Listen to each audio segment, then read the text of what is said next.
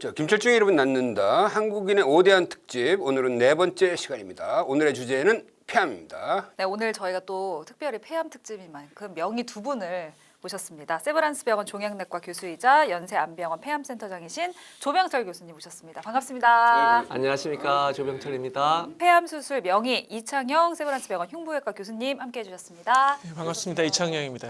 네, 반갑습니다. 그러니까 두 분이 그 지금 폐암센터에서 같이 파트너처럼 일하시는 네. 거죠. 이게 종양내과고 이제 네, 흉부외과 흉부외과. 수술을 하고 있고요. 네. 신규 폐암 환자가 31,616명, 3만 명이 넘었어요.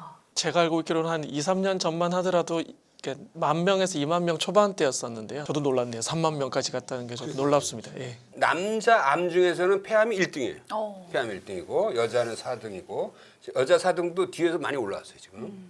그러니까 그다음에, 여자가 왜 이렇게 높나 사실 좀 의아하거든요. 여성은 좀 안전하지 않나 이런 생각이 있는데 왜 그런 건가요? 지금 폐암 분야에서 이제 여러 가지 화두가 있지만은 가장 이제 화두가 되는 게 담배를 안 태우시는 분들, 특히 이제 여성분들이 담배를 안 태우시니까 이런 분들한테 굉장히 이제 빈도가 늘어나고 있거든요. 그러니까 전체 파이 폐암이 100%라고 그러면은 물론 이제 흡연자들에서 가장 많이 생기는 건 맞아요, 아직도.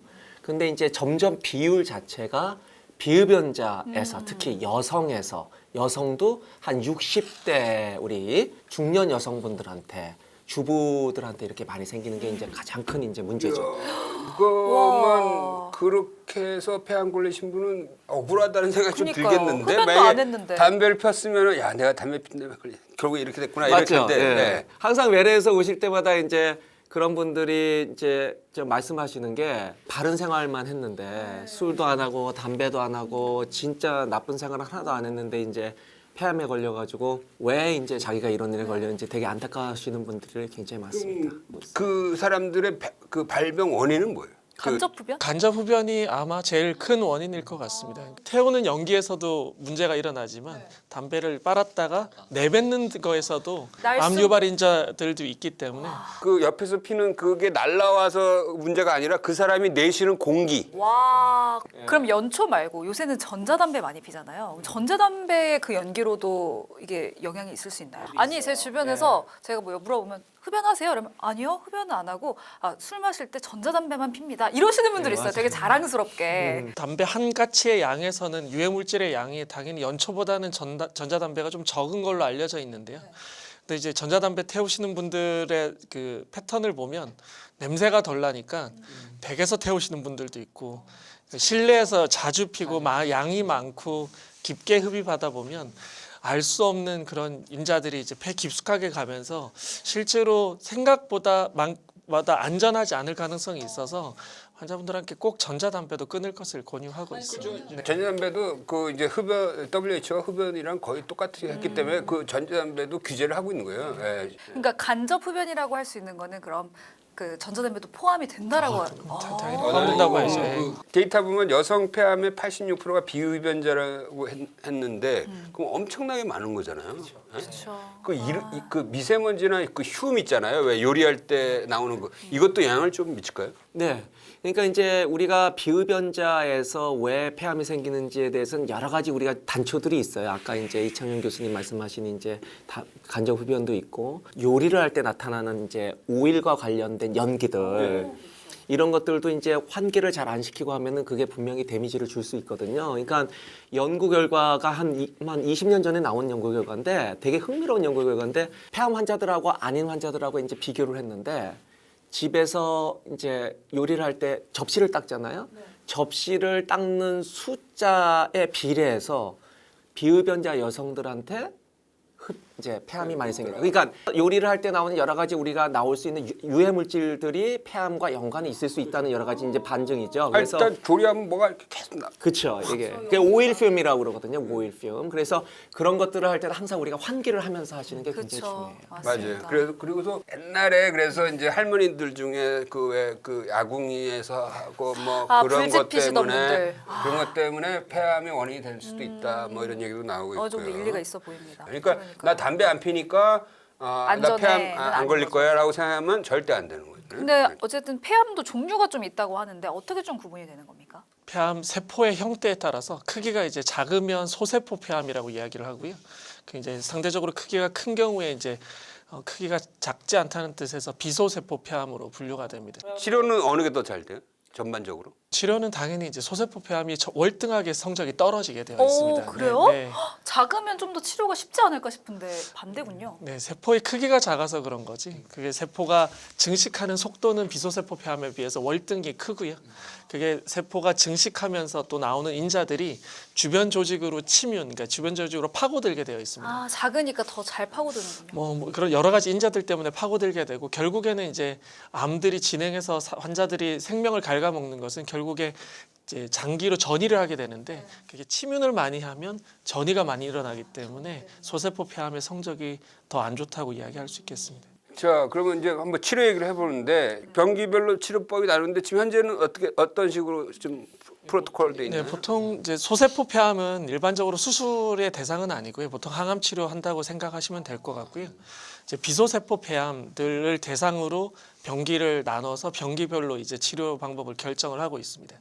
보통 초기라고 하면 1기, 2기를 보통 초기라고 해서 그런 경우에 수술을 먼저 진행하게 되고요. 기본적으로 수술적 치료는 3기 이전에 수술을 한다고 생각하시면 되겠습니다. 폐암 수술도 폐암만 떼는 게 아니라 그 구역을 다 떼는 거죠? 네, 맞아요. 해부학적으로 이제 종양 주변만 절제하는 방법이 있고 이제 폐엽이라고 해서 폐가 이제 옆으로 나눠져 있거든요. 이제 그 폐엽 절제술을 하는 방법이 있는데 폐암의 기본 수술 원칙은 여전히 이제 스탠다드라고 하는 표준 치료법은 그 폐엽 절제술의 주변의 임파선까지 박리해서 임파선 전이 여부를 확인하는 것이 표준 치료입니다. 근데 이제 최근에 흉부 CT가 많이 대중화되면서 2cm 이하의 종양들이 많이 발견되기 시작했어요. 그런 경우에는 폐엽 절제술 말고 이제 그보다 적게 절제하는 쇠기 절제술이나 구역 절제술도 최근에 그 빈도가 급격하게 늘고 있는 만약에 이제 폐엽을 하나 뗐어요. 그럼 나머지 폐엽 그 기능을 하면서 좀 더 커지나요? 이제 보상적으로 커지기는 합니다. 아, 커져요? 네, 커지긴 하는데 이제 그 쇠기 절제술이라고 해서 적게 절제하면 수술 전에 95에서 100%가 되는 거고요. 구역 절제술이라고 해서 이제 보통 수술의 한 10%에서 15%를 자르면 수술 전에 90에서 95%가 되고 폐엽 절제술을 하면 수술 전에 85에서 90% 정도가 되는 걸로 되어 있습니다. 네. 근데 사실 폐가 숨 쉴 때 정말 중요한 기관이다 보니까 절제를 한다고 하면은 일상생활이 가능할까? 좀 의아하거든요. 괜찮나요? 처음에는 이제 폐를 절제하는 것 자체 그리고 수술이 주는 스트레스가 있기 때문에 환자분들이 일상생활은 가능하지만 좀 많이 힘들어하시는 편이긴 하세요.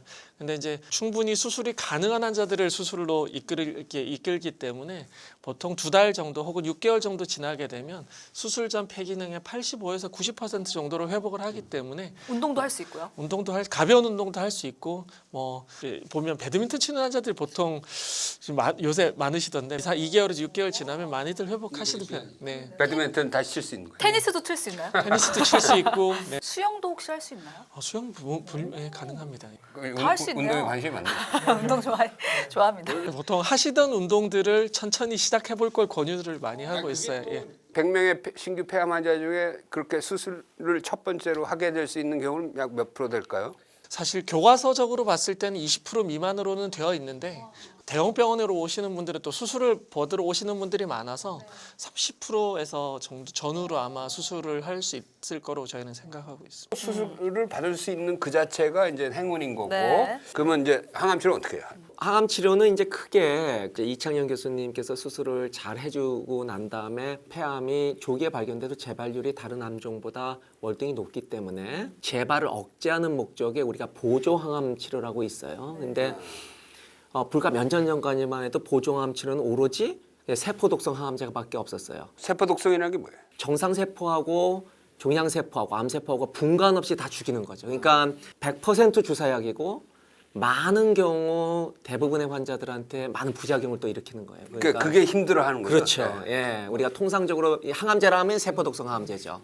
근데 요즘은 거기에 표적 항암제 대상이 되는 환자는 표적 치료제를 우리가 쓰는 요법들, 또 일부의 환자들은 또 면역 항암제를 써서 재발률을 우리가 획기적으로 낮출 수 있는 여러 가지 데이터들이 나오고 그게 최근에 속속 이제 승인받고 있고요. 근데 말씀하신 그럼 표적 항암제는 딱 표적을 정해서 그 부분만 공략하는 어떤 그런 치료라고 보는 네, 건가요? 그러니까 우리가 일반 항암제에 비해서 이 표적 항암제는 종양세포 특이적으로 이제 작용을 한다 생각하시면 될 것 같아요. 그래서 상대적으로 이런 부작용 면에서 훨씬 낮고 항암 효과 면에서도 일반 항암제보다 월등히 좋죠. 그러니까 표적 항암제라는 것의 개념이 예를 들어서 암을 성장하는 어떤 한 효소 아니면 네. 무슨 단백질 네. 그거를 그것만 딱 잘라주는 거죠. 그러니까. 네, 맞습니다. 끊어주는 거죠. 우리나라 사람들한테 김치를 못 먹게 하는 거하고 비슷하다고 생각하시면 돼요. 그러니까 암이 진짜 이거 없으면은 못 사는 시그널만 이제 전략적으로 이제 공격을 해서 블락을 하니까 암세포만 고사를 하는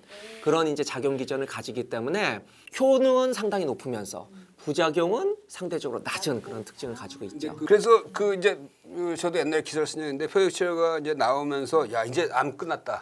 그러나 이게 암이라는 게 아주 만만치가 않네요. 만만치가 않은 거죠. 네. 이 표적 항암제도 이제 내성이 생기는 거죠. 네. 시간이 지나면은 거의 모든 제가 이제 저희가 막 너무 이제 이거는 저희 낙담시키는 말이니까 다라고 얘기는 안 하겠지만 거의 모든 환자들한테 생기는 나중에는 세상에. 그러니까 언제 내성이 생기냐의 차이지만 굉장히 머리가 좋은 애들이거든요, 얘네들이. 끈질긴 녀석들이네요. 그러면 이게 내성이 보통 평균적으로 약 1년 반, 뭐 2년 정도. 예, 통상적으로 1, 2년 사이에 이제 내성이 생긴다 보시면 됩니다. 이게 이제 그래서 그 다양한 표적 항암제를 막 많이 개발을 하고 있는 거잖아요. 예. 우리 근데 조병철 교수가 이 우리나라 국내의 그 폐암 신약을 글로벌 신약, 명실상부 글로벌 신약이죠. 그걸 렉나자라고 그걸 개발하신 거예요. 와. 그 렉나자는 어떤 효능을 갖고 있는 거예요? 예, 렉나자는 이제 3세대 EGFR 표적 치료제고요. 이게 성능은 EGFR 표적을 가진 EGFR 돌연변이를 가진 암만 특이적으로 공격을 해서 고사시키는 그런 이제 약제 기능을 가지고 있고요. 이런 3세대 표적 치료제 중에 외국계 회사 약이 한 유일하게 있었는데 이제 전 세계에서 두 번째이자 마지막으로 개발된 이제 3세대 EGFR 표적 치료제이고 그 외국계 회사 그 약 이름이 뭐죠? 타그리소라는 아, 약이죠. 타그리소. 예. 타그리소에 이제 대항하는 네. 국내 신약이 나온 네, 거잖아요. 네, 맞습니다. 교수님이 만드신. 제가 개발. 개발하는데 많은 주역들과 함께 같이 이제 노력하는 사람이다 이렇게 생각하시면 될 것 같아요. 그것도 뭐 모든 환자한테 쓰는 건 아니잖아요. 맞습니다. 그러니까 제가 이제 아무리 좋은 제 외래에서 항상 환자분들이 렉나자라는 약이 있다는데 왜 저한테는 안 돼? 이렇게 물어보시는 분들이 많은데 제가 항상 설명하는 게 이렇게 표적을 가지는 암을 가지고 이제 생겨난다는 거는 또 이제 우리 마음대로 되는 게 아니거든요. 환자 마음대로 되는 게 아니고 내 안에 표적이 있어야 되는구나. 그럼요. 그래서 그 표적 치료제 대상이 되는 암이어야지 그 타겟을 가지고 있어야지 렉나자든 뭐든 표적 치료제 대상이 되는 거예요. 그러니까 그게 전체 폐암의 한 30에서 40% 정도 되는 거예요. 그거는 어떤 검사를 통해서 알 수 있는 거예요? 아주 간단합니다. 우리가 PCR이라는 검사를 조직이든 아니면 혈액을 통해서 우리가 검사를 하면 굉장히 민감도 높게 우리가 검사를 할 수 있어요. 이제 우리가 상대적으로 얘기했을 때 장기 생존율이라고 그러는데 5년 생존율이 표적이 있으면 저 표적 치료제를 제때 좋은 치료제를 받은 환자들의 5년 생존율이 표적이 없는 환자들보다 월등히 좋아요. 오. 그럼 표적 항암제 치료 대상이 아닌 분들은 아까 말씀하신 면역 치료제 네. 그걸 사용하나요? 전체를 우리가 따지고 보면은 한 10명 중에 6명 정도의 환자는 아쉽게도 표적 치료제 대상이 안 됩니다. 그래서 그 6명의 환자분들은 우리가 면역 항암제 단독 또는 면역 항암제와 기존의 일반 항암제를 병용해서 우리가 치료를 하게 되어 있습니다. 명함제에 대해서 좀 설명을 해주죠. 쉽게 얘기해 면역력을 올려준다 이런 건 아니에요. 다만 우리 몸의 면역 체계를 이제 원상 복귀를 시켜준다. 뭐 이렇게 이제 표현할 수 있을 것 같아요. 왜냐하면은 우리가 암이라고 하는 게 굉장히 놀라운 게 우리 몸에 조물주가 만든 면역 체계가 있어요. 면역 체계는 우리가 온갖 병균들이나 암이 생겨도 빨리빨리 제거를 하거든요. 네.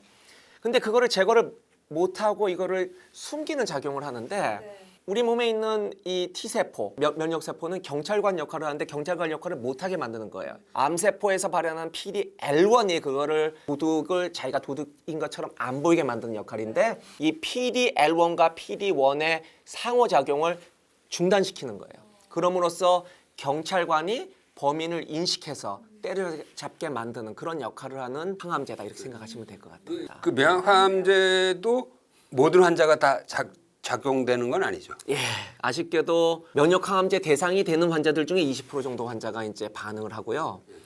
나머지 80%의 환자는 반응이 미미하다고 이제 보고가 되고 있습니다. 그 안에 이렇게 20% 안에 들어가줘야 되잖아. 네. 그러면 그 아주 그 기가 막힌 약이 작동을 해서 네. 일상생활도 할 수 있는 거잖아요. 예, 심지어는 요즘 이제 장기 생존 데이터들이 나오고 있는데 한 7년, 10년 데이터가 나왔죠. 그 10년 데이터를 보면요, 한 15% 정도의 환자들이 10년 정도 살아요. 이야. 사기폐암으로 진단 받았는데. 일상생활 다 하면서. 예, 그러니까 표적항암제도 상당히 이제 환자들한테 큰 혜택을 줬지만은 일부의 환자긴 하지만은 면역항암제가 가져다주는 요 혜택은 완치를 바라볼 수 있게끔 하는 치료를 이제 가져왔으니까 실제적으로 면역항암제가 가져온 그 혜택은 어마어마한 거예요. 그래서 실제 저희가 이제 이 분야에서 얘기를 할 때 히포크라테스가 뭐라고 그랬냐면은 우리 몸에 질병을 없앨 수 있는 유일한 방법은 우리 몸의 파워를 이용하는 거다. 이런 이제 훌륭하신 말씀을 남겼는데, 근데 실제적으로 지금 이제 현재 임상의학에 적용을 해보면은 우리 몸의 파워를 증가시키는 거는 이 면역력이잖아요, 일종의. 그러니까 실제적으로 그런 일들이 일어나고 있는 거예요. 그러니까 완전히 우리가 암을 극복할 수 있는 건 결국은 우리가 면역항암제를 어떤 식으로든지 우리가 새로운 치료법으로 자꾸 개발을 할 수밖에 없는 거죠. 최근에는 이 명업 항암제하고 다른 항암제하고 조합하는 치료를 많이 막 엄청나게 하는 것 같아요. 대표적으로 이제 이창년 교수님하고 저하고 이제 조합하고 비슷한 거예요. 뭐냐면은 정말 놀라운 게 면역항암제를 마치 사기암 환자들한테만 쓴다고 이제 맨 처음에 그렇게 개발이 됐어요, 사실은. 근데 우리가 다학제적인 논의를 통해서 수술이 처음에 이제 불가능하거나 까다로운 환자도 항암 치료와 면역항암제를 병용을 해서 암 사이즈를 많이 줄인 다음에 수술을 하면은 장기 생존하는 환자들이 있다는 거예요. 그런 케이스들이 상당히 많죠, 우리 병원에서도. 이제 3기 A 환자들이 다학제 진료로 접근을 하게 되어 있었는데 이런 이제 수술 전 면역 항암이나 일반 항암 보조요법이 없을 때는 이전에는 이제 수술 전 항암 방사선 치료 후에 수술을 하는 것들을 많이 하고 있었는데요. 이제 일부 환자들에 있어서 특히 이제 표적 치료제를 쓸 수 있는 환자들은 통상적으로 이제 면역 항암이 잘 안 듣는 걸로 되어 있기 때문에 표적 그런 유전자 돌연변이가 없는 환자들을 대상으로 3기 A 환자 혹은 일부 2기 환자들에 있어서 수술 전에 면역 항암을 하고 수술을 저희가 했더니 수술에 크게 방해가 없이 수술 절제하는 범위를 조금 줄여서 수술을 할 수 있다는 것이 저희 작년 그리고 올해까지의 저희 병원의 데이터거든요. 좋네요. 아주 뭐 희망적인 거네요. 그러니까. 지금 굉장히 다양한 종류의 약제 그리고 수술 기법들이 있어서 사실 말씀 주신 것처럼 어떤 콤비네이션이 이 환자에게 최적화되어 있는지를 찾아내는 것이 아직까지는 지금 제일 좋은 방법이에요. 막간을 이용해서 저희가 이런 3기암 같은 경우 우리가 다학제적인 접근이 굉장히 중요한데 환자들이 장기 생존을 하기 위해서 그걸 아시아 지역에서 제일 잘한다고 작년도에 세계 폐암 학회로부터 베스트 팀 어워드를 받았다는 거를 조금 와 축하드립니다. 두 분 손 한번 잡으셔야 되는 거 아닙니까?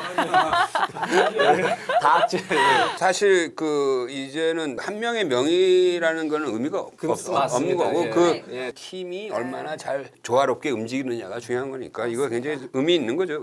지금 거의 1, 2위를 다투고 있는 폐암 네. 발생률이 1, 2위고 사망률은 사망률은 1위. 전체 암 사망자의 22%가 폐암이더라고요. 전체 암 사망자. 그러니까 그 압도적인 1위예요. 아무래도 폐암이 어떤 뚜렷한 증상이 없기 때문에 조기 진단이 어렵지 않나 이런 생각이 드는데 증상이 발생하는 경우가 상당히 드뭅니다. 특히 수술을 받는 초기 환자들에서 증상을 호소하시는 환자분들은 경험적으로 봤을 때는 10% 내외가 될 정도로 10%라고 하는 것도 사실 우연 아니에요? 그런 경우들도 있어요. 예를 들어서 뭐 코로나를 앓고 나서 2달 정도 있다가 기침이 계속 나서 가서 검사를 했더니 조기 폐암이 진단된 분들도 있는데 실제로 그런 환자분들은 기침을 했다고 본인들은 이제 말씀을 하시지만 의학적으로 봤을 때는 그냥 포스트 코로나 심톰, 코비드 심톰이었었거든요. 코로나 이후에.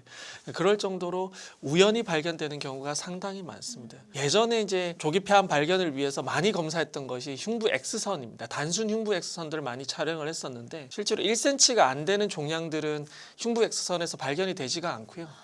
2cm까지 된다 하더라도 혈관에 가리거나 갈비뼈에 가리거나 심장에 가리거나 여러 가지 이유 때문에 X선에서 잘 보이지 않는 경우들이 많아서 역시 조기 진단이 좀 어렵다고 볼 수 있겠습니다. 내가 영상학과 의사잖아요. 네. 그래서 여기 보면은 네. 진짜 이 폐 가장자리에 딱 있어야 돼. 이 가운데 있으면 전혀 만약에 엑스레이에서 폐암이 의심된다 하면 이미 약 3기 정도는 돼요. 엑스레이로만 찍고 이거 정상이라고 해서 절대 방치하면 안 돼요. 그럼 흉부 CT 같은 거 찍으면 좀 그래도 잘 알 수가 훨씬 있을까요? 낫죠. 아까 기자님 말씀해주신 것처럼, 그러니까 엑스레이에서 발견됐을 때 폐암의 대부분은 3, 4기가 많고요.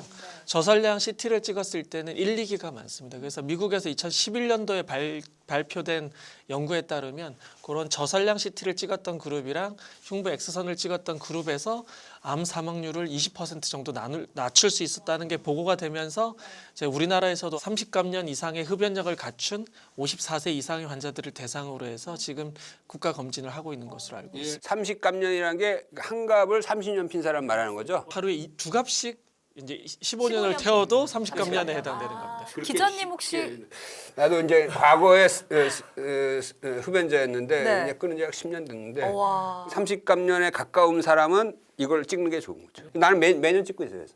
혹시나 뭐 해서. 지금 실제 진료실에서 저설량 CT 찍고 폐암 진단돼서 오는 환자들이 좀 많이 늘어났습니다. 많이 늘었습니다. 실제로 제가 알고 있기로 지난 4년 동안 거의 4배 가까이 CT 찍는 비율이 높아져서 CT상에서 간유리면 결절을 포함한 굉장히 작은 폐결절로 상담을 받는 환자의 비율이 지난 1, 2년 사이에 굉장히 높아졌습니다. 요새 그렇게 CT를 많이 찍다 보니까 네. 이 간유리 음영이 있다라고 하는 사람들이 굉장히 많이 늘었어요. 굉장히 많이. 이 간유리 음영이 뭐죠? 간유리면 결절이라고 이제 보통 이야기를 하는데, 간유리라고 하는 건 유리를 갈아놨다는 뜻입니다. 그래서 유리를 갈아놓은 음영, 그림자 형태의 결절이라고 하는 건 작은 혹입니다. 보통 2, 3cm 이하의 작은 혹을 결절이라고 하는데, 쉽게 이야기하면 반투명 유리처럼 보이는 자그마한 혹을 생각하시면 되겠습니다. 이게 나중에 결국에는 폐암이 되는 거예요. 꼭 그렇지는 않은데요. 간유리면 결절 형태를 한 폐암이 있는 거고요. 간유리면 결절 형태의 다른 질환들도 많이 있습니다. 예를 들어서 뭐 일시적으로 폐렴을 앓았다든지, 코로나를 앓고 나서 폐렴으로 오시는 분들도 이런 간유리면 형태로 오시는 분들도 있고요. 아니면은 다른 이유 때문에 폐 부종이 생긴다든지, 그런 환자들도 초창기에는 이런 간유리면 결절 형태로 나타날 수는 그 있습니다. 안에 약간 결절의 모양이 지저분하다든지 결절을 뭐 1년 사이로 봤더니 결절이 커진다든지 이거는 굉장히 폐암을 의심할 수 있는 거죠. 맞습니다. 그러니까 아까 말씀드린 질환들 중에 폐암을 제외한 다른 질환들을 보통 저희가 양성 질환이라고 하는데, 양성 질환은 CT를 추적 관찰했을 때 그 변화가 드라마틱하게 변화가 많습니다. 갑자기 생겼다든지 갑자기 없어졌다든지, 크기가 오히려 많이 커지면 오히려 염증일 가능성이 높습니다. 근데 이런 간유리면 결절 형태를 한 폐암은 그 변화가 굉장히 천천히 나타나는 게 일반적인 특성입니다. 그래서 변화가 없거나 혹은 변화가 천천히 나타난 경우에는 오히려 폐암을 더 의심해봐야 된다고 할 수 있겠습니다. 저설량 CT를 찍었는데 간유리 음영 결절이 있다라고 했으면은 그건 계속 추적 관찰을 해야 되는 거죠. 네, 첫 번째로 해야 될 것은 혹시라도 이전 CT가 있었으면 이전 CT랑 비교해 보는 것이 좋고요.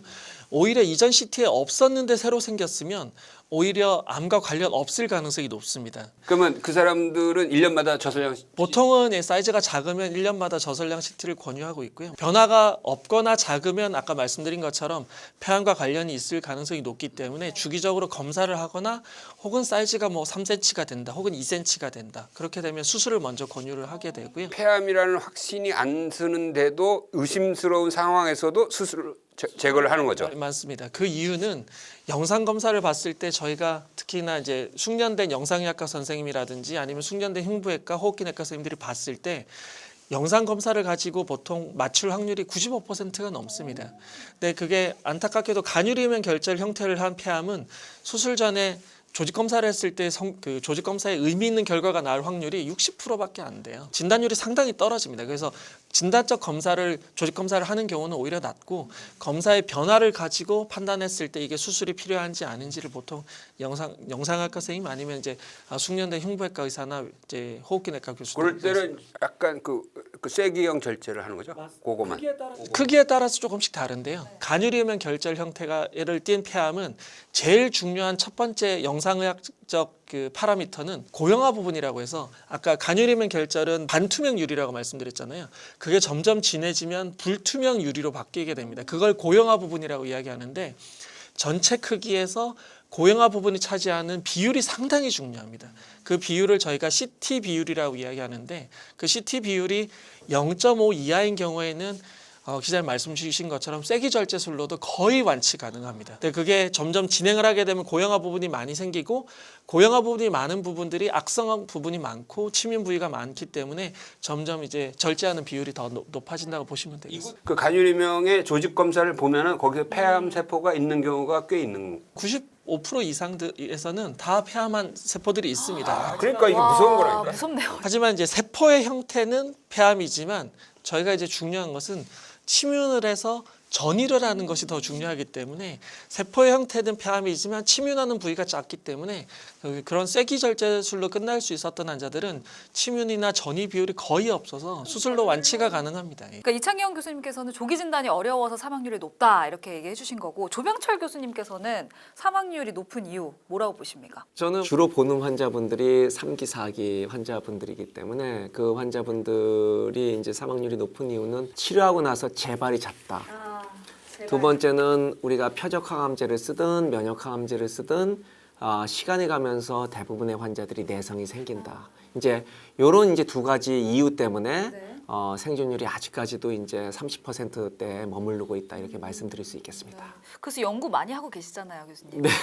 이게 요새 그 신약 개발을 통한 임상 시험을 많이 하고 있잖아요. 네. 근데 이제 그 과거에는 사람들이 임상 시험을 무슨 약간 참여하는 걸 꺼려했지만 지금 임상 시험에 대한 환자들의 생각은 요새 많이 좀 최근에는 진짜 많이 바뀌었죠. 저희 센터가 1년에 한 100여 개 정도 이제 하고 있고 저희 센터에 오는 환자들이 매년 한 4,000명 정도 되죠. 근데 이제 그 중에 한 4분의 1 정도의 환자, 1,000명 이상의 환자분들이 매년 이제 신약 임상에 참여를 하시는데요. 이제 4기암 진단대에서 이제 신약 임상만을 위해서 오시는 분들도 되게 많아요. 그런 거 신약임상에 참여하려면 어떻게 해야 돼요, 환자들은? 일단은 이제 진료를 보셔야 되고요. 그러니까 병원으로 와야 갈 되고 수밖에 없는 거죠. 신약 임상이라는 게 뭐 조병철 마음대로 하는 게 아니고 저는 다 해드리고 싶지만 이게 미국 식약처와 국내 식약처의 아주 타이트하게 감시 감독을 받는 프로그램들이거든요. 약제도 검사 비용, 약제 비용 다 무상으로 이제 공급을 해드려야 되는 거고 규정상.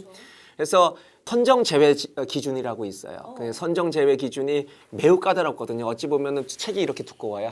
하나가 선정 제외 기준만 해도. 그래서 환자분이 오시면은 참여 의사를 밝히고 참여 의사가 동의가 되면은 그 선정 제외 기준을 저희가 한 일주일 이내 그거를 이제 맞는지 안 맞는지를 보고 합당하면은 거기에 이제 참여를 하게 됩니다. 다른 병원에서 치료받다가 이제 약이 없어서 신약 임상에 이제 참여를 하시면 그런 경우도 많겠죠. 예, 굉장히 네. 많아요. 진짜 이게 이 선정 제어 기준 맞추는 게 어려울 때도 있거든요. 우리가 절차를 밟아야 되기 때문에 시간이 한 2주 정도 걸릴 때가 있어요. 근데 그 사이에 어떤 환자들은 2주 동안에 별 문제 없이 해가지고 안전적으로 들어가는데 어떤 환자분들은 2주 동안에 열이 나신다든지 2주 후에는 들어갈 상황이었는데 뭐 다시 무슨 폐렴에 걸렸거나 예, 맞아요. 예. 못 들어가고. 예, 열이 나고 그래도 못 들어가거든요. 열이 나거나 폐렴이 오거나 갑자기 뭐 무슨 문제가 생기면. 이제 저희가 진짜 저희들도 마음 졸이고 저만 이제 신약 임상이나 저 혼자 하는 게 아니라 팀이 이제 한 100명 정도가 이제 같이 움직여야 되거든요. 많은 일이 들어가요. 이제 이 일손이. 근데 이 많은 사람들이 이제 밤새워 가지고 일을 할 때도 많은데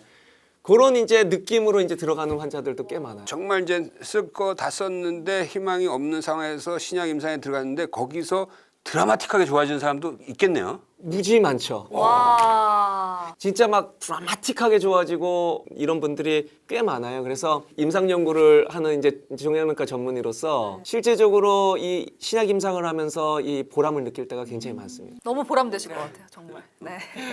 너무 보람되죠. 예, 네. 너무 그런 게. 자, 이제 그 우리 폐암 위험 그룹에 대해서 한번 얘기를 해봅시다. 일단 담배가 뭐 당연히 오래 피우면 폐암 발생 올라가는데 끊으면 어떻게 되나요? 끊으면? 담배를 끊어도 이렇게 폐암 위험률은 이제 5년이 지나야 폐암 위험률이 떨어지는 것으로 되어 있습니다. 이거 끊으려면 빨리 끊어야 됩니다. 예. 끊어서 쭉 떨어지다가 15년쯤 되면 그 위험도가 더 이상 떨어지지는 않는 걸로 되어 있고 15년이 지나도 보통은 이제 간접 흡연자랑 거의 비슷하고 제 기억으로는 한 20년이 지나도 비흡연자의 거의 2배 정도가 되는 폐암 발생률을 보이기 때문에 지금 길거리 흡연 못하게 해야 돼요, 사실은. 맞아요. 왜냐면 간접 흡연이 굉장히 안 좋기 때문에. 나는 그냥 담배 피우는 사람은 1년에 한 번씩 어디 강제로 교육 좀 금연 캠프 막 안 하면은 세금 더 내게 막 치료 받을 때는 끊는데 근데 치료 다 끝나고 나서 다시 피우는 사람도 있다는 거야, 담배를. 수술하고 나서 보통 1년 정도까지는 잘 참습니다.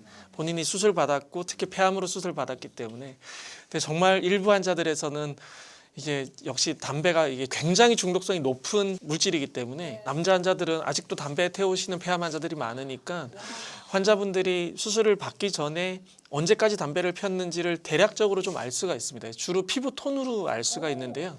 담배를 끊고 나서 한 달 이상 한 6주 정도는 지나야 피부 톤이 조금 밝아집니다. 한 1, 2년 지나서 환자들이 이제 피부 톤을 보다 보면 피부 톤이 갑자기 여름도 아닌데 야외 활동을 할 시즌이 아닌데 피부 톤이 어두워져서 오면 물어보면 10중 8구 보호자분이 담배 끊으라고 계속 이야기를 하는 분들이 아이고. 꼭 있으세요. 보건소나 아니면은 가정의학 교수님들이나 이런 금연 클리닉을 좀 가실 수 있도록 안내.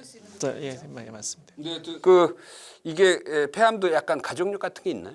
가족력이 있습니다. 보통 통상적으로 알려진 건 직계 가족들은 2배, 그리고 사촌 가족들은 1.5배로 알려져 있어서 가족력이 있으면 최근에는 이제 좀 적극적으로 권유하고 있고요. 최근에 대만에서 나온 연구이긴 한데요.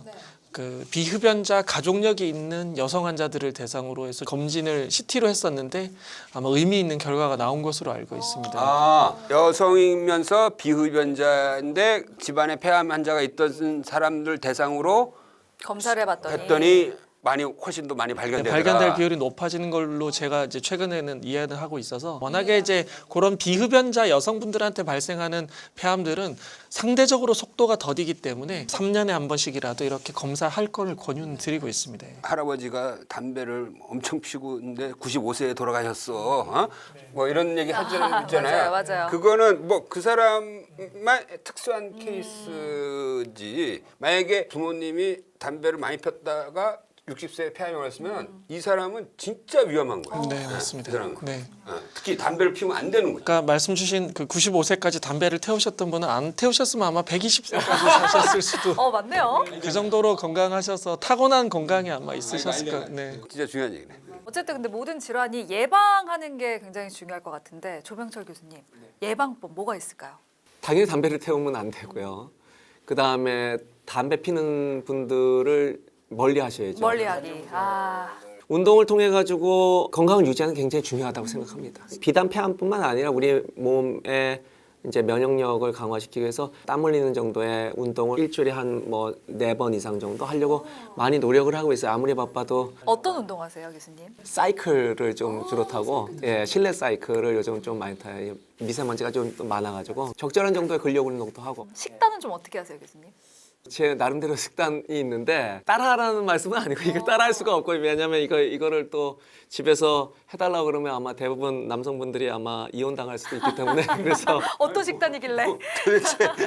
도대체 뭘 어떻게 드세요? 네. 굉장히 다채로워요.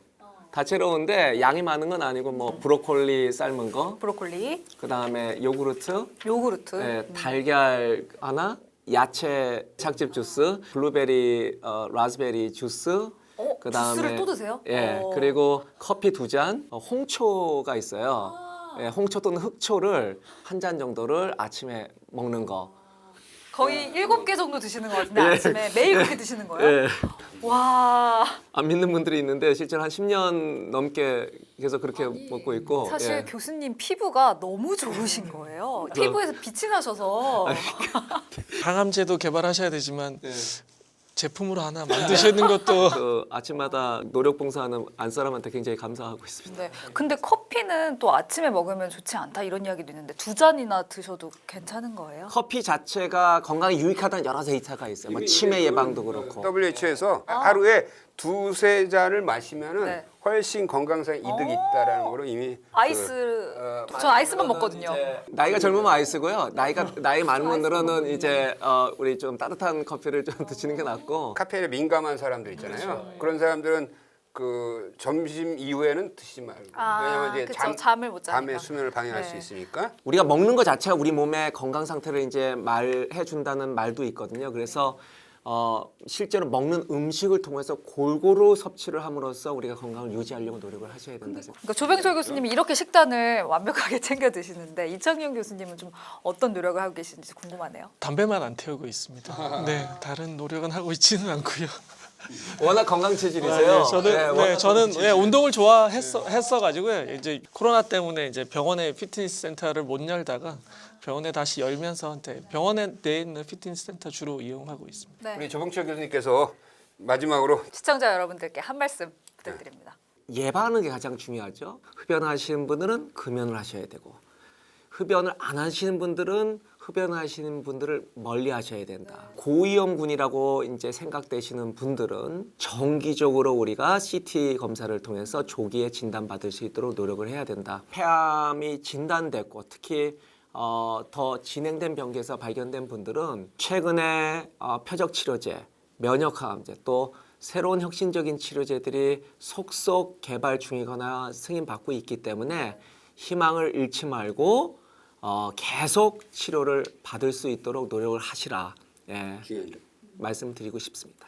사실 대부분은 폐암이 무증상이긴 하지만 예를 들어서 원인을 알 수 없는 기침을 많이 한다든지 객혈이 있다든지 아니면 숨이 차다든지 하는 이제 좀 시간이 지나면서 좀 오래되는 호흡기 증상이 나타난다든지 하는 경우나 아니면 흉통이 생기는 경우 이런 경우에는 폐암을 의심을 해볼 수가 있게 되고요.